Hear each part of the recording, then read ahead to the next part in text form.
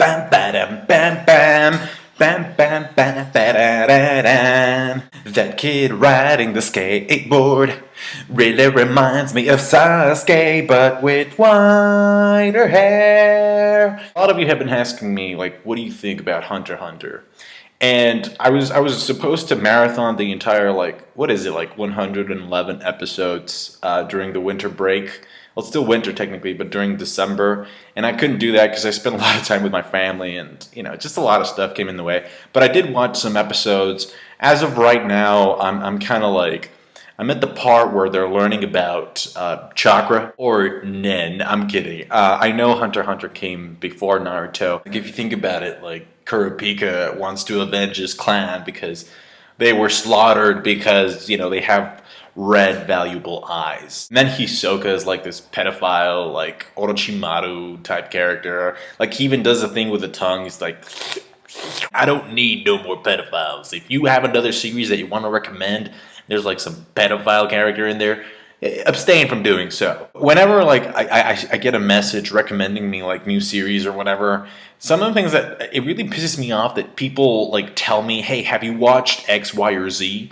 But they don't really give me a reason to watch it. They're just asking me, oh, I recommend this, and that's all they say. They don't tell me why it's good, why I should watch it, why it's worth my time. And that kind of, it gets annoying because you get a lot of messages like that. Well, I get a lot of messages like that. Let me sort of like just tell you why I think the series is good, and let me tell you why I think it's worth watching. It's good because it's smart. And not only is it smart, it's very witty. I don't know if that's going to change or not, but like, I'm going to tell you right now, the first 25 episodes in, like, it's not, the fights aren't really fights. It's more about, well, let's see how you can, how the characters can outsmart the situation or the predicament that they're in. And what that does is that it involves you. Well, at least it involves me as a viewer, even if you don't really say it. Like, you're watching the episode, I'm like, well, maybe they can try this, or like, I would do that, or fuck, I'm wrong about doing that. It does really get you involved. It hooks you in, like, mentally, and I really like that. It feels like the episodes feel like a word game, like you're playing some type of puzzle. It's good. Like, some episodes do, not all of them. But overall, it's easy to see why people compare it to Naruto, especially the beginning arc, like season 1, like the Hunter exam.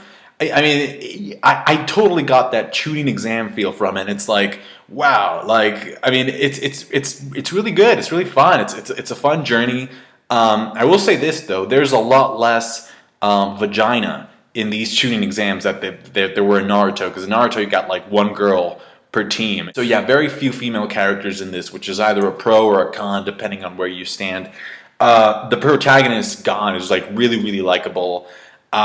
His personality, I think, is one of a kind. I mean, obviously there are some tropes of the genre from this part of the series, like these first 25 episodes, and a little bit, beyond that. It's more about him using his intellect, and not just him, but his friends using their intellect to try and overcome situations. And I think it's kind of like if you gave like Shikamaru a series. I think this is like the type of series that Shikamaru would end up enjoying, I guess. Overall, I think the quartet meshes really well, like Leorio, whatever you want to call him. I don't know. He's like pretty good comedic relief.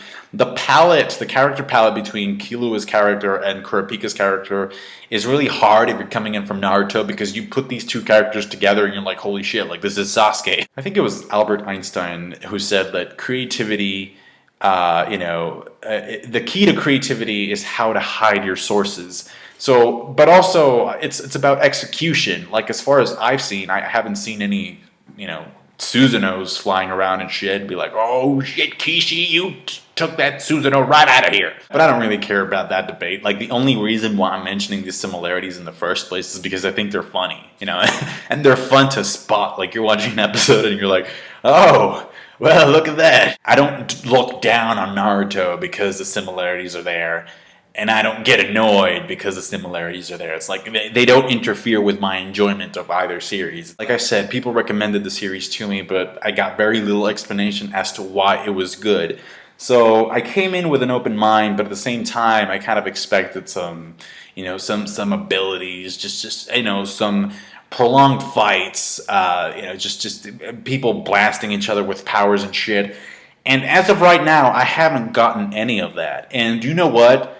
I'm glad I haven't, because that would just it would contaminate the series. At least the beginning of it. I don't know if like this escalates into some crazy fucking brawl later on, but as of right now, I feel like it feels like a very genuine, humble series that doesn't need special effects to make it worth anything. So let me just say that I know, because there's different types of people that like different types of things, right? So if you like, bombastic sort of, epic scale fights and stuff where everything's blowing up, or, the users are pulling powers and, just attacking each other, the beginning part of the series might not be your cup of tea. And that's all I'm going to say. Like, there's this one part where, like, this one episode where it's pretty much like Gon trying to, like, catch a bird with a fishing rod. There's this huge gap in terms of, like, power scaling.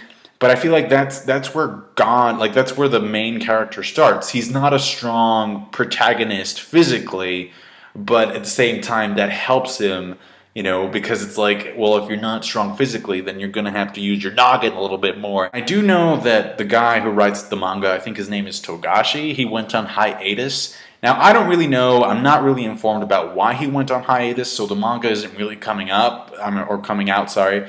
But why did he go on hiatus? Because I've heard some pretty crazy rumors that he got obsessed with, like, a trading card game and he started playing and he just couldn't drop it.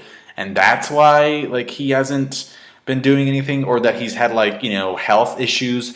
So I'm not sure. Please tell me, please inform me, because I really am enjoying the series, and I'm going to keep watching the episodes. I'll probably post another update when I get further down the series. But as of right now, I think the start is very, very cool. It's not for everyone, like I said. I can see people getting bored, but it's like, hey, if you want to enjoy something that's not your, like, I guess, like, bombastic sort of type of anime, you might enjoy this. So please tell me what you think about the series if you're already caught up with it. And if you haven't, let me know if my video did its job in intriguing you into watching it.